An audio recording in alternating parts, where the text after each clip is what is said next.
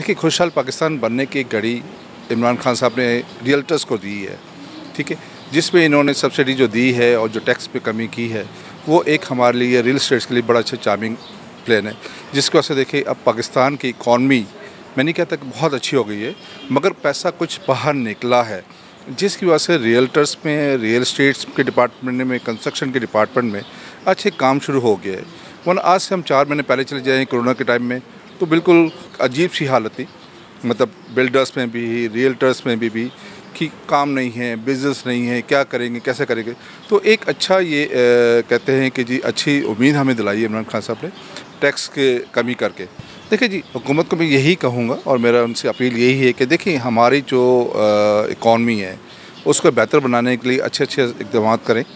जिससे हमारा पाकिस्तान में लोग हमें देख कर आए और सुनकर आए और इन्वेस्टमेंट हमारे यहाँ करें। जब हमारा पाकिस्तान खुशहाल होगा, अच्छा होगा और गरीब को रोटी मिलेगी, आटा मिलेगा, सस्ता मिलेगा, तो डेफिनेटली हमारा गरीब